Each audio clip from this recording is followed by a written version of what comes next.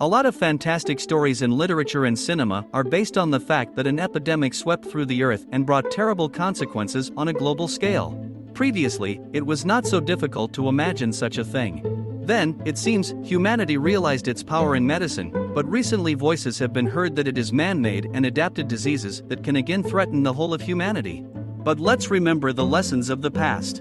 In 2018, the flu epidemic, which was called Spanish, turned 100 years old. At one time, this terrible disease killed more people than 2 world wars. And that's in just a year.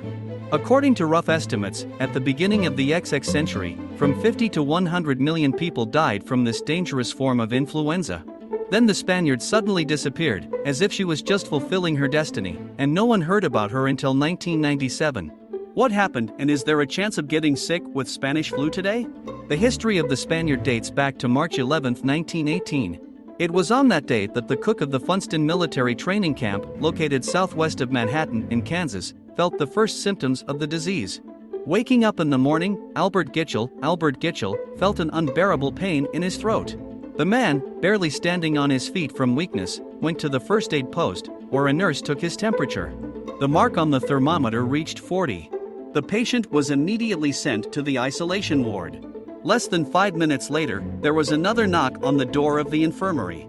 A man with similar symptoms appeared on the threshold. Then another one, and then another and another. By noon, 107 patients suffering from terrible sore throats, chills and coughing were accommodated in the Funston Hospital. Most likely, the chef Albert accidentally infected them by sneezing on cooked food. There is also a version that the first carrier of the infection was actually a pig. According to scientists, the meat of a sick animal with a strain of the H1N1 virus that caused the Spanish flu could be used for cooking in Funston's kitchen. However, this is just a guess. Officially, Albert Gitchell is considered patient 0. What happened to Albert Gitchell next? By some miracle, the man managed to survive and live a long and happy life, which cannot be said about those people who later became victims of his sneeze. It was only in the 60s that researchers finally managed to calculate the number of victims and the role of the epidemic in the destruction of humanity. In 1918 to 1919, during the 18 months during which the Spaniard walked around the planet, 50 to 100 million people died, which is about 3 to 5% of the total population of the Earth. About 550 million people were infected with the virus, 5%. In Camp Funston, a severe form of influenza was observed in 500 servicemen. Several people died. However, at the beginning of the XX century, this was a common thing, so all recovering and even slightly coughing soldiers were sent to other units, and then directly to the fronts of the First World War.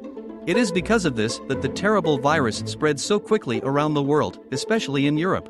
On June 29, 1918, the Inspector General of Health of Spain made a report in which he spoke about the epidemic of an unknown disease that swept the country.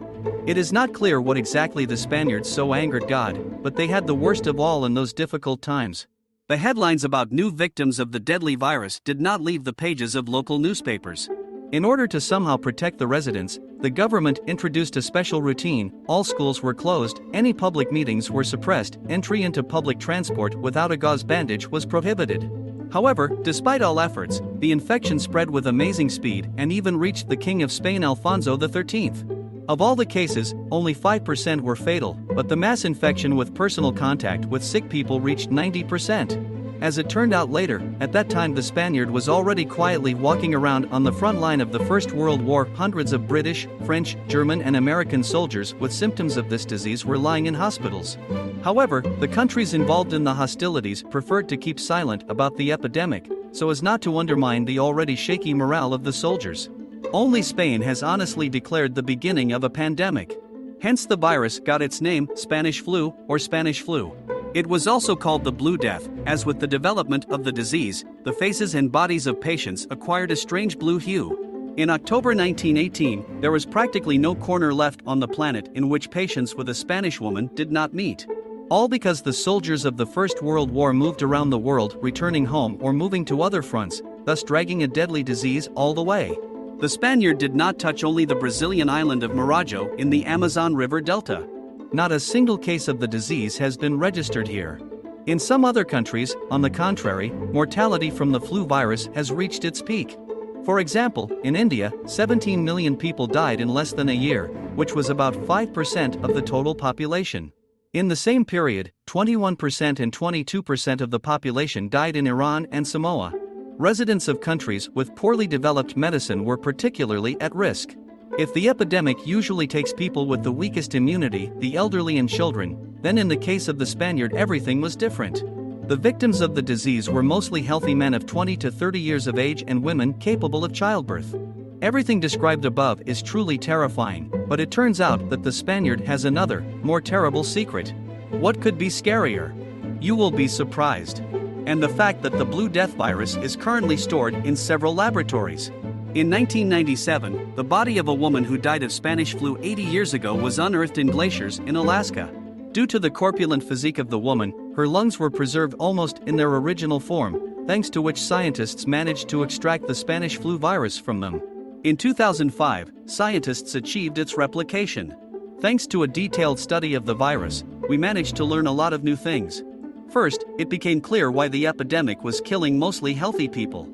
The thing is that the virus, entering the victim's body, caused a so-called cytokine storm, a hyperreaction of the immune system, triggering a general inflammation of the tissues. During this process, the human defense system panics and tries to destroy the enemy in every possible way. In simple terms, immunity drops a bomb on its own territory. And if people with strong immunity have nuclear weapons in their arsenal, then the sick and weak have old grenades and guns with blank cartridges.